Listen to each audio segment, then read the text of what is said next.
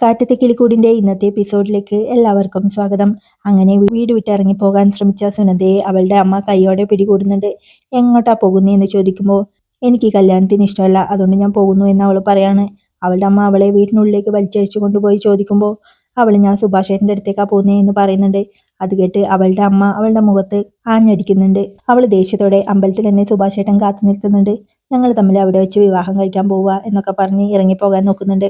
അത് കേട്ട് ലളിതയും മിണ്ടിപ്പോകരുത്, ശബ്ദമുണ്ടാക്കിയാലുണ്ടല്ലോ നിനക്ക് ആ ദരിദ്രവാസിയുടെ കൂടെ ഇറങ്ങി പോകണല്ലേ. കൊള്ളാവുന്ന വീട്ടിൽ നിന്ന് ഒരു ചെറുക്കനെ കാണിച്ചു തന്നാൽ നിനക്ക് അവനെ ഇഷ്ടാവില്ല അല്ലേ. നിനക്ക് ആ കൂലിപ്പണിക്കാരനെ തന്നെ കല്യാണം കഴിക്കണമെന്ന് നീ എൻ്റെ മുഖത്ത് നോക്കി പറഞ്ഞില്ലേ, അടിച്ചു കൊല്ലും ഞാൻ എന്ന് ദേഷ്യത്തോടെ ലളിത പറയുമ്പോൾ എനിക്ക് ഈ കല്യാണം ഇഷ്ടമല്ലെന്നും എനിക്ക് സുഭാഷ് ഏട്ടനെ ഇഷ്ടമാണെന്നും നിങ്ങൾക്ക് എല്ലാവർക്കും അറിയാം എന്ന് സുനന്ദ കരഞ്ഞുകൊണ്ട് പറയുമ്പോൾ ചിന്നിർത്തടി, അവളുടെ ഒരു സുഭാഷ് ഏട്ടൻ, അവനെ എനിക്കും ഈ വീട്ടിലുള്ള ആർക്കും ഇഷ്ടമല്ല എന്ന് നിനക്കറിയാവുന്നതല്ലേ എന്ന് ലളിത പറയുമ്പോഴേക്കും നിങ്ങൾക്ക് ആർക്കും ഇഷ്ടമല്ലായിരിക്കാം, നിങ്ങളുടെ ആരും അല്ലായിരിക്കാം, എന്നാലും എനിക്ക് സുഭാഷ് ഏട്ടനെ ഇഷ്ടം. നിങ്ങളെ ആരെയും വിഷമിപ്പിക്കണ്ട എന്ന് കരുതി ഞാൻ എൻ്റെ മനസ്സ് മാറ്റാൻ ഒരുപാട് ശ്രമിച്ചു. പക്ഷേ എനിക്കിപ്പോൾ മനസ്സിലായി, സുഭാഷ് ഏട്ടനെ ഒഴിവാക്കി എനിക്ക് ജീവിക്കാൻ പറ്റില്ല അമ്മേ. എൻ്റെ ജീവിതം ഞാൻ നോക്കിക്കോളാം, എനിക്ക് പോയേ പറ്റൂ എന്ന് പറഞ്ഞ് സുനന്ദ പോകാനൊരുങ്ങുമ്പോൾ അമ്മ അവളെ പിടിച്ചു വലിച്ചുകൊണ്ട് എടി നിക്കടി, ഇപ്പോൾ ഞാൻ ഇങ്ങോട്ട് വന്നില്ലായിരുന്നെങ്കിൽ നീ അമ്പലത്തിൽ പോയി അവനെ കല്യാണം കഴിക്കുമായിരുന്നു അല്ലേ എന്ന് പറയുമ്പോൾ അതെ, അങ്ങനെ തന്നെ ചെയ്യുമായിരുന്നു. അമ്മ വന്നു എന്ന് കരുതിയും ആ തീരുമാനമൊന്നും മാറാൻ പോകുന്നില്ല. ഞാൻ ഈ വീട്ടിൽ നിന്ന് ഇറങ്ങി പോവുക തന്നെ ചെയ്യും. ഇനി ഞാൻ ഈ വീട്ടിൽ നിൽക്കില്ല. എനിക്കിഷ്ടമില്ലാത്ത കല്യാണം കഴിക്കുകയും ചെയ്യില്ല. ഇതെന്റെ ജീവിത, നിങ്ങൾക്കെല്ലാവർക്കും വേണ്ടി അത് വിട്ടുകൊടുക്കാൻ ഞാൻ തയ്യാറല്ല എന്ന് ദേഷ്യത്തോടെ പറഞ്ഞ് അവൾ ഇറങ്ങി പോകാൻ നോക്കുമ്പോഴേക്കും എന്താടി ഭീഷണിപ്പെടുത്താണോ എന്ന് ലളിതയും ചോദിക്കുന്നുണ്ട്. ആ ഭീഷണി തന്നെയാ, ഇനിയും എന്നെ പോകാൻ വിട്ടില്ലെങ്കിൽ ഞാൻ ഒച്ച വെച്ച് ആളെ കൂട്ടും. നിങ്ങളന്ന് സുഭാഷ് ഏട്ടനെതിരെ കൊടുത്തത് കള്ളക്കേസാണെന്നും എനിക്ക് സുഭാഷ് ഏട്ടനെ ഇഷ്ടമെന്നും ഞാൻ എല്ലാവരോടും വിളിച്ചു പറയും. എന്താ അത് വേണോ എന്ന് സുനന്ദ ചോദിക്കുമ്പോൾ അതേടി, നിനക്ക് എന്തും പറയാനുള്ള പ്രായമായല്ലോ, നിന്റെ അച്ഛൻ നിനക്ക് വേണ്ടി കഷ്ടപ്പെട്ട് എന്ന് ലളിത പറയാൻ തുടങ്ങുമ്പോഴേക്കും ഒന്ന് നിർത്തമ്മേ, കുറെ നാളായി ഞാൻ ഇത് തന്നെ കേൾക്കുന്നു. എനിക്ക് വേണ്ടി അച്ഛൻ അന്യനാട്ടിൽ പോയി കഷ്ടപ്പെട്ടു എന്നല്ലേ, ഇതല്ലേ ഞാൻ കുറെ നാളായി കേൾക്കുന്നത്. ഞാൻ പറഞ്ഞു എനിക്ക് വേണ്ടി കഷ്ടപ്പെടാൻ, ഞാൻ പറഞ്ഞു എൻ്റെ കല്യാണം നടത്താൻ വേണ്ടി ഗൾഫുകാരൻ പയ്യനെ കൊണ്ടുവരാൻ, അച്ഛൻ അവിടെ പോയി ജോലി ചെയ്തത് അച്ഛൻ്റെ ഇഷ്ടം എന്ന് സുനന്ദ പറയുമ്പോൾ നീ ഇവിടുന്ന് ഇറങ്ങിപ്പോയാ നിന്റെ അച്ഛൻ വന്ന് എൻ്റെ മോളെവിടെ എന്ന് ചോദിക്കുമ്പോൾ ഞാൻ എന്താ പറയാ എന്ന് ലളിതയും ചോദിക്കുന്നുണ്ട്. നിങ്ങൾ എന്ത് വേണമെങ്കിലും പറഞ്ഞോ, അതൊന്നും എനിക്കറിയേണ്ട കാര്യമില്ല. ഞാൻ പറഞ്ഞിട്ടാണോ നിങ്ങൾ എനിക്ക് എവിടുന്നോ ഒരു ചെറുക്കനെ തപ്പിക്കൊണ്ടു വന്നത്. എൻ്റെ ഇഷ്ടം നിങ്ങൾക്കൊരു വിഷയമേ അല്ല. എങ്ങനെയെങ്കിലും ഈ കല്യാണം നടത്തണം എന്നേ നിങ്ങൾക്കുള്ളൂ.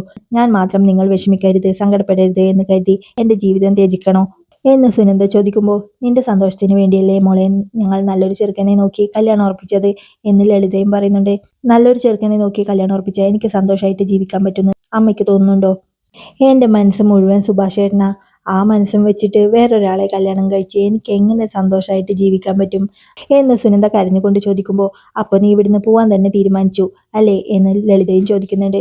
ഞാൻ എന്ത് വന്നാലും ഇവിടുന്ന് പോവുമേ എന്ന് സുനന്ദ പറയുമ്പോൾ നിന്റെ അച്ഛൻ വന്ന് ചോദിച്ചാൽ ഞാൻ എന്തു പറയും എന്ന് കരഞ്ഞുകൊണ്ട് ലളിത ചോദിക്കുന്നുണ്ട്. സത്യം പറയണമേ, എനിക്ക് സുഭാഷ് ഏട്ടനെ ഇഷ്ടമായതുകൊണ്ട് ഞാൻ ഈ വീട്ടിൽ നിന്നും ഇറങ്ങിപ്പോയി എന്ന് അച്ഛനോട് സത്യം പറയണം എന്ന് പറഞ്ഞ് സുനന്ദ മെയിൻ ഡോറിനടുത്തെത്തി വാതിൽ തുറക്കാൻ നോക്കുമ്പോഴേക്കും പൊടിപ്പോ, നിനക്ക് അവനെ കെട്ടി ജീവിക്കാനല്ലേ ഇഷ്ടം, നിന്റെ കല്യാണം അവിടെ നടക്കുമ്പോൾ എൻ്റെ ശവമായിരിക്കും ഈ തളത്തിലുണ്ടാവുക എന്ന് ലളിത പറയുമ്പോഴേക്കും സുനന്ദയും ടെൻഷനോടെ അമ്മയെ നോക്കുന്നുണ്ട്. ലളിതയെ അങ്ങനെയൊന്നും പറയല്ലേ എന്ന് അമ്മ പറയുമ്പോൾ ഇനി ജീവിച്ചിരുന്നിട്ട് എന്തിനാ അമ്മേ, കുറച്ചു ദിവസം കഴിഞ്ഞാൽ ഈ മുറ്റത്തൊരു പന്തൽ ഉയരേണ്ടതാ, ബന്ധുക്കളൊക്കെ വന്നു തുടങ്ങും. കല്യാണത്തിന് സദ്യ ഏൽപ്പിക്കാൻ ഗംഗേട്ടനും ധനേട്ടനും കൂടി പോയിരിക്കുക, അതെന്റെ 16 അടിയന്തരത്തിന്റെ സദ്യ ആവട്ടെ എന്ന് പറഞ്ഞ് ലളിത കരയുന്നുണ്ട്. അത് കേട്ട് സുനന്ദയും അവിടെ നിന്ന് കരയാണ്. അല്ലാതെ ഞാൻ എന്ത് ചെയ്യണം അമ്മേ, അവർ വന്ന് ചോദിക്കുമ്പോൾ ഞാൻ എന്താ അവരോട് പറയണ്ടേ?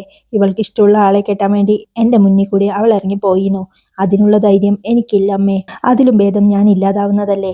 ഇവളിപ്പോ എന്നോട് പറഞ്ഞതുപോലെ അവളുടെ അച്ഛനോടും പറയട്ടെ, അമ്മയെ ചാവാൻ വിട്ടിട്ട് അവൾ അവൾക്ക് ഇഷ്ടപ്പെട്ടവന്റെ ഭാര്യയായെന്ന് നാട് മുഴുവൻ പാടി നടക്കട്ടെ. ഞാൻ മാത്രമല്ല ഇല്ലാതാവാൻ പോകുന്നേ, ഇവൾ അവനെ കെട്ടിയ ആ ചെറുക്കൻ പിന്നെ ധനയേട്ടനെ ആ കമ്പനിയിൽ ജോലി ചെയ്യാൻ സമ്മതിക്കുമെന്ന് തോന്നുന്നുണ്ടോ? ആ ചെറുക്കൻ്റെ കീഴിലാ ധനയേട്ടൻ്റെ ജോലി.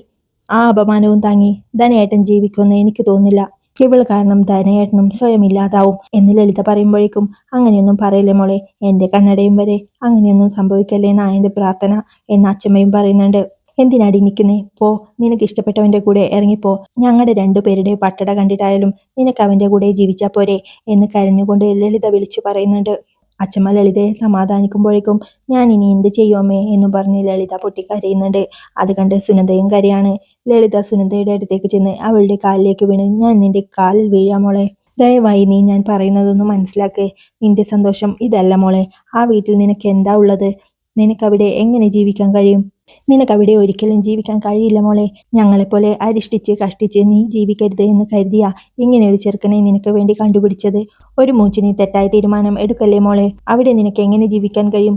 ചെറിയ കാര്യങ്ങൾക്ക് പോലും നീ ജീവിതകാലം മുഴുവൻ കഷ്ടപ്പെട്ടുകൊണ്ടേയിരിക്കും. ഇരിക്കാൻ കൊള്ളാവുന്ന ഒരു വീട് പോലും അവനില്ല മോളെ. അങ്ങനെ എന്ന് ലളിത പറയുമ്പോൾ, അങ്ങനെയൊന്നും അല്ല അമ്മേ എന്ന് സുനന്ദയും കരഞ്ഞുകൊണ്ട് പറയുന്നുണ്ട്. ഇക്കാലം അത്രയും നിനക്ക് വേണ്ടി ജീവിച്ച ഞങ്ങളെ രണ്ടുപേരെയും വേദനിപ്പിച്ചും അപമാനിപ്പിച്ചും നീ ഇറങ്ങിപ്പോവാൻ തീരുമാനിച്ചതല്ലേ. ഇറങ്ങിപ്പോയിക്കോ. നിനക്ക് ഇഷ്ടപ്പെട്ടവന്റെ കൂടെ ജീവിച്ചോ. നിന്റെ ഇഷ്ടം നീ നടത്തിക്കോ. പക്ഷേ എന്റെ തീരുമാനം ഞാനും നടത്തും. ഇനി ഞാൻ ഇവിടെ ജീവനോടെ ഉണ്ടാവില്ല. നിനക്ക് ആ ജീവിതം സന്തോഷമായിരിക്കുമെന്നല്ലേ. ഇടയ്ക്ക് വന്ന് നിന്നെ വിഷമിപ്പിക്കാൻ ഈ അമ്മ ഇനി ഉണ്ടാവില്ല. ഞാൻ എന്താ ചെയ്യുന്നതെന്ന് ഇപ്പൊ ഞാൻ നിനക്ക് കാണിച്ചു തരാം എന്നും പറഞ്ഞ് അച്ഛമ്മ പച്ചക്കറി അരിഞ്ഞുകൊണ്ടിരുന്ന കത്തിയെടുത്ത് ലളിത കയ്യിലേക്ക് പിടിക്കുന്നുണ്ട്. ലളിതേ, നീ എന്തൊക്കെയായി ചെയ്യുന്നേ എന്ന് അച്ഛമ്മ ചോദിക്കുമ്പോൾ, ഇറങ്ങി പോകുന്നതിന് മുമ്പ് സ്വന്തം തള്ളയുടെ ജീവൻ പോകുന്നത് അവൾ കാണട്ടെ. എനിക്കിനി ജീവിക്കണ്ട എന്ന് പറഞ്ഞ് ലളിത കയ്യിലേക്ക് കത്തി അമർത്തുമ്പോഴേക്കും അമ്മയെ എന്ന് വിളിച്ച് സുനന്ദ അവളുടെ അടുത്തേക്ക് ഓടി വരുന്നുണ്ട്. നീ എന്നെ തൊട്ടുപോകരുത് എന്ന് ലളിത പറയുമ്പോൾ, എന്താ അമ്മയെ കാണിക്കുന്നേ എന്ന് സുനന്ദ ചോദിക്കാണ്. നിനക്ക് ഞങ്ങളെ വേണ്ടാന്ന് പറഞ്ഞ് ഇറങ്ങിപ്പോവാൻ ഒരുങ്ങിയതല്ലേ, ഇനി ഞാൻ ജീവിക്കില്ല എന്ന് ലളിത പറയുമ്പോൾ, അമ്മയെ വേണ്ടമ്മേ എന്നും പറഞ്ഞ് സുനന്ദ കരയുന്നുണ്ട്. അവിടെ അമ്പലത്തിലെ സുനന്ദയെ കാത്തു നിൽക്കുന്ന നിധിയുടെയും സുധീഷിന്റെയും അടുത്തേക്ക് പൂജിച്ച താലിയുമായി തിരുമേനി വരുന്നുണ്ട്.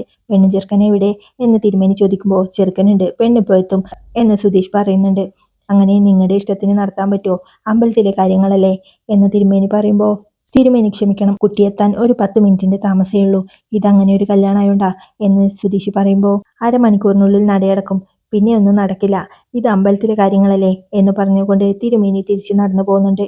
അപ്പോഴേക്കും ഹരീഷും നികേഷും അങ്ങോട്ട് വരികയാണ്.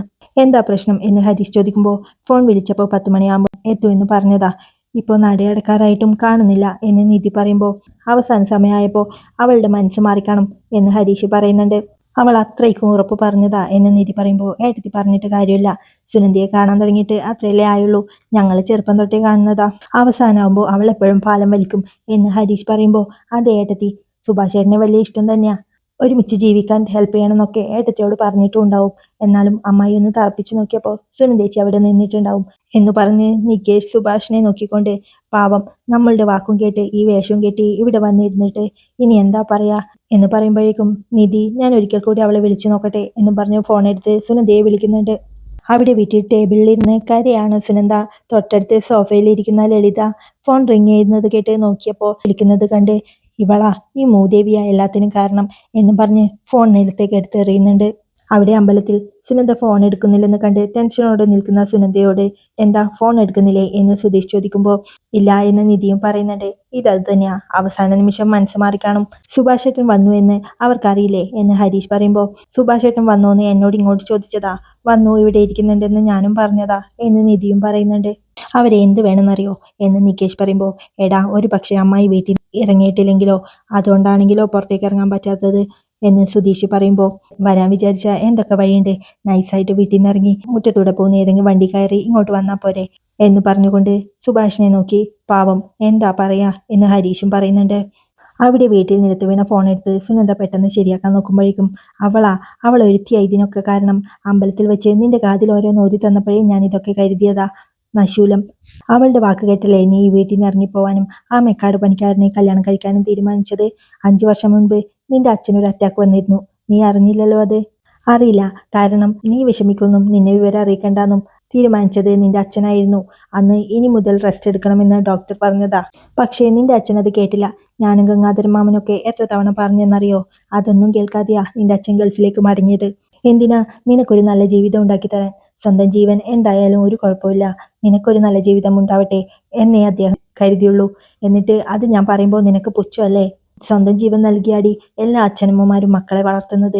നീ ജനിച്ച ദിവസം നിന്റെ അച്ഛന്റെ സന്തോഷം എന്തായെന്നറിയോ? നിനക്കൊരു അസുഖം വന്നാൽ അദ്ദേഹത്തിന് ഊണുമില്ല ഉറക്കമില്ല. അങ്ങേര് വളർത്തിയ മകൾക്ക് നല്ലൊരു ചെറുക്കനെ കണ്ടുപിടിച്ച് കൊണ്ടുവന്നപ്പോൾ അവനെ കല്യാണം കഴിക്കുന്നത് നിനക്ക് ത്യാഗമല്ലേ? എടി, നീ ഒരു മകൾ മാത്രം മതി ഞങ്ങൾക്ക് എന്ന് ഞങ്ങൾ തീരുമാനിച്ചത് എന്തുകൊണ്ടാണെന്നറിയോ? നിനക്ക് കിട്ടുന്ന സ്നേഹം പകുത്തു കൊടുക്കാൻ ഇഷ്ടമില്ലാത്തതുകൊണ്ട്. മോളെ, നിന്റെ എല്ലാ ഇഷ്ടങ്ങളും ഞങ്ങൾ നടത്തിയ നിന്റെ എല്ലാ ഇഷ്ടം അത് നിന്റെ നാശത്തിലേക്കുള്ളതാ.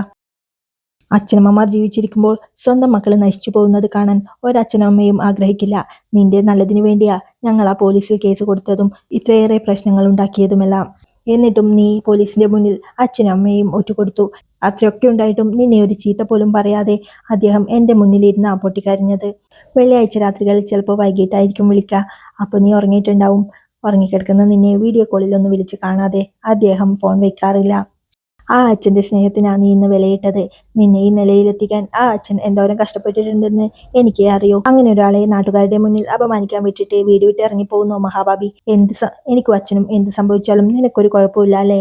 അങ്ങനെയൊന്നും പറയല്ലേ അമ്മേ എന്നും പറഞ്ഞ് സുനന്ദയും അവിടെ ഇരുന്ന് കരയാണ്. അവിടെ അമ്പലത്തിൽ ടെൻഷനോടെ നിൽക്കുന്ന നിധിയുടെ അടുത്തേക്ക് സുധീഷ് ചെല്ലുന്നുണ്ട്. നിധി, ഇങ്ങനെ ടെൻഷൻ അടിക്കാതെ ഒന്നുകൂടി ഒന്ന് വിളിച്ചു നോക്ക് എന്ന് പറയുമ്പോൾ നിധി വിളിച്ചു നോക്കിയിട്ട് നോട്ട് റീച്ചബിളാ എന്ന് സുധീഷിനോട് പറയുന്നുണ്ട്. അവർ രണ്ടുപേരും സുഭാഷിന്റെ അടുത്തേക്ക് ചെന്ന്, സോറി സുഭാഷ് ഏട്ടാ, എന്നോട് ഇന്നലെ അത്രമേൽ ഉറപ്പ് പറഞ്ഞതാ. ഈ കല്യാണം നടക്കാൻ എന്തെങ്കിലും ഹെൽപ്പ് ചെയ്യുമെന്ന് എന്നോട് ചോദിച്ചതാ. അതുകൊണ്ടാണ് ഞാൻ നിങ്ങളോടൊക്കെ പറഞ്ഞ് ഈ പ്ലാനൊക്കെ റെഡിയാക്കി. കുറച്ചു നേരം മുന്നേ വിളിച്ചപ്പോഴും പറഞ്ഞതാ 10 മണിയാവുമ്പോൾ എത്തുമെന്ന്. അതിനുശേഷം എന്താ ഉണ്ടായെന്ന് എനിക്കറിയില്ല സുഭാഷ് ഏട്ടാ. സുനന്ദ പറ്റിച്ചതാണെങ്കിൽ എനിക്കറിയില്ല. ഞാൻ ഇതൊന്നും പ്രതീക്ഷിച്ചിരുന്നില്ല സുഭാഷ് ഏട്ടാ. സോറി സുഭാഷ് ഏട്ടാ എന്നും പറഞ്ഞ് നിധി അവിടെ നിന്ന് കരയുന്നുണ്ട്. അത് കണ്ട് സുഭാഷും, മോളെ നീ എന്തിനാ കരയുന്നേ? ഇക്കാര്യത്തിൽ നിനക്ക് എന്ത് ചെയ്യാനാവും എന്ന് സുഭാഷ് പറയുമ്പോൾ, സോറി സുഭാഷ് ഏട്ടാ, ഈ കല്യാണം നടക്കുമെന്ന് തന്നെയാ ഞാനും കരുതിയേ എന്ന് നിധിയും കരച്ചിലോടെ പറയുന്നുണ്ട്. ആർക്കാരുമായിട്ടാ കല്യാണം നടക്കേണ്ടതെന്ന് നമ്മളല്ല തീരുമാനിക്കേണ്ടത് മോളെ. ഈ കാര്യത്തിൽ ഈശ്വരന്റെ തീരുമാനത്തിനെതിരായിരിക്കും നമ്മൾ പ്രവർത്തിച്ചതൊക്കെ. അവൾ കാര്യ വിധിച്ചത് എന്ന് വെച്ചാൽ അവന്റെ കൂടെ സന്തോഷത്തോടെ ജീവിക്കട്ടെ. എനിക്ക് കല്യാണം നടന്നേ പറ്റൂ എന്നൊന്നുമില്ല. നിങ്ങളെല്ലാവരും നിർബന്ധിച്ചതുകൊണ്ട് ഞാൻ സമ്മതിച്ചു എന്നേ ഉള്ളൂ. എനിക്ക് കുഴപ്പമൊന്നുമില്ല എന്ന് പറഞ്ഞ് കരഞ്ഞുകൊണ്ടിരിക്കുന്ന നിധിയോടായി, നീ എന്തിനാ ഇങ്ങനെ കരയുന്നേ? നോക്ക്, കണ്ണു തുടച്ച്. നീ ഇങ്ങനെ കരയുമ്പോഴാണ് എനിക്ക് കൂടുതൽ വിഷമം എന്നും പറഞ്ഞുകൊണ്ട് സുഭാഷ് അവിടെ നിന്ന് എഴുന്നേറ്റ്, എടാ മക്കളെ വാ നമുക്ക് വീട്ടിലേക്ക് പോവാം എന്ന് പറഞ്ഞ് പോവാനൊരുങ്ങുമ്പോഴേക്കും, സോറി സുഭാഷ് ഏട്ടാ എന്നും പറഞ്ഞ് നിധി വീണ്ടും സുഭാഷിനോട് കൈകൂപ്പി കരയാണ്. എന്താ മോളെ, അത് വിട്ടേക്ക് എന്ന് സുഭാഷ് പറയുമ്പോഴേക്കും, എന്നോട് ക്ഷമിക്ക് സുഭാഷ് ഏട്ടാ എന്നും പറഞ്ഞ് കൈകൂപ്പിക്കൊണ്ട് നിധി പൊട്ടിക്കരയുന്നിടത്താണ് ഇന്നത്തെ എപ്പിസോഡ് അവസാനിക്കുന്നത്. ഈ കിൽക്കൂടിന്റെ ബാക്കി വിശേഷങ്ങളുമായി